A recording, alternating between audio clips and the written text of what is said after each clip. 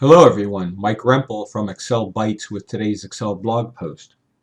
Today in this tutorial we're going to use the if and SUMPRODUCT functions to determine if a series of courses or requirements have been completed for a student or an employee. We're also going to use conditional formatting to make the results a little more visual. So let's see how we can do that in Excel.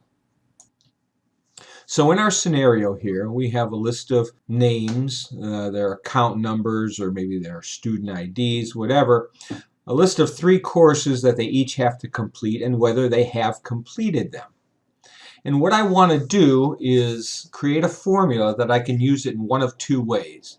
First, I have a data validation drop down here where I can choose the name of any of the students or employees, and in the box in B3 I want to be able to determine or indicate whether they have completed all 3 courses or not.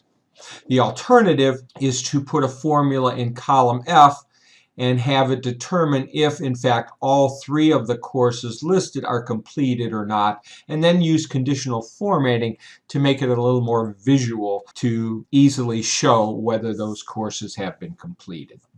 So here's the formula we're going to use, and just to start off the process I'm going to go ahead and copy this formula and put it in cell B3 so you can see that it works and how it works. So here I have Ted Johnson. If we look at Ted Johnson, all 3 are marked yes. It shows complete. If I choose Jack Austin, no, no, no. None of his are complete. If we pick Arthur Morrison, again, not complete, because with Arthur's, he's completed the first 2 and not the 3rd. So I'm going to go back to selecting Ted Johnson, and then let's walk through the formula and see how this is working. This is basically an if formula where our logical test is the SUMPRODUCT formula.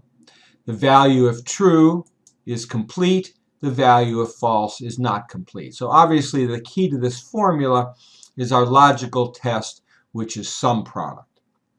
Now in SUMPRODUCT, what we are doing is taking the name column, in this case B6 to B26, and comparing it.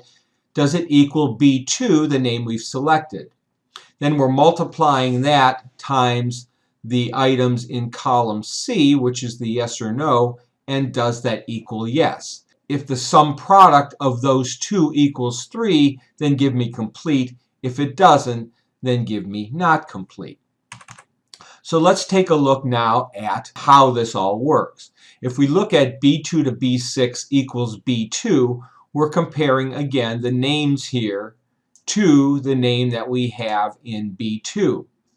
And in this case, since Ted Johnson appears in position 4, 5, and 6 of that list, you can see the results here in row 6. I have false, false, false, then a series of 3 trues, and then the rest are false, because the only place that Ted Johnson matches up is in position 4, 5, and 6. The next part does column C, the yeses and no, equal yes. And the result of that is shown here with a series of falses and trues, whether it's a no or a yes. Now if we break that down so that falses equal 0, trues equal 1, we have these 2 strings, 0, 0, 0, 1, 1, 1, and the rest zeros for the name match, 0, 0, 0, and then a series of 1s and 0s for the yes or no match. And when you multiply the first set times the second, the product part of the SUMPRODUCT function, you then get, if 0 times 0 is 0, 1 times 1 is 1, or 1 times 0 or 0 times 1 will give you 0. So the results of that are 3 zeros, 3 1s, and the rest zeros. The sum part of the SUMPRODUCT function adds that up, and it gives me a 3. And so we go back to our if statement. If the result of that equals 3, give me a complete. If it does not, give me a not complete. And that is how this works.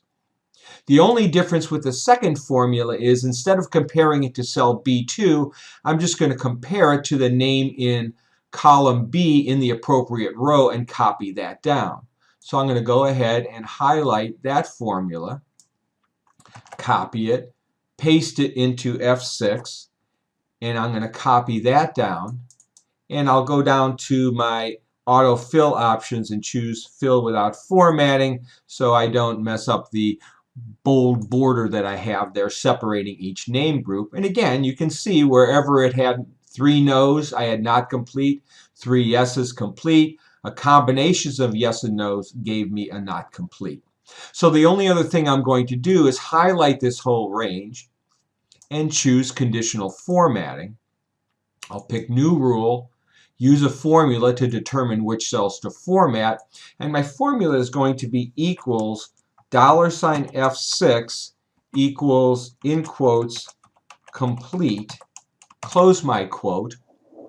Then I'll go and choose my formatting. In this case, I'm going to make the lettering bold and in white, and then my fill, I'm going to choose green. I'll say OK and OK, and now anywhere that it says yes in all 3 positions, I get complete and it formats it properly. Here I have Amanda Sims. If I choose her name up here, notice I get not complete and not complete here with no conditional formatting. If I change this to yes, suddenly those turn into the formatting of green, and up in cell B3 it marks her as complete. And there you have it. I hope you like what you see. If you do like what you see here, please take a minute to share this post on your favorite social network. I can be found on Facebook, Google+, Twitter, LinkedIn, and YouTube. So I hope you enjoy this. If you'd like to see more, please feel free to stop by my website, excel-bytes.com, and I hope you subscribe. So have a great day and happy excelling.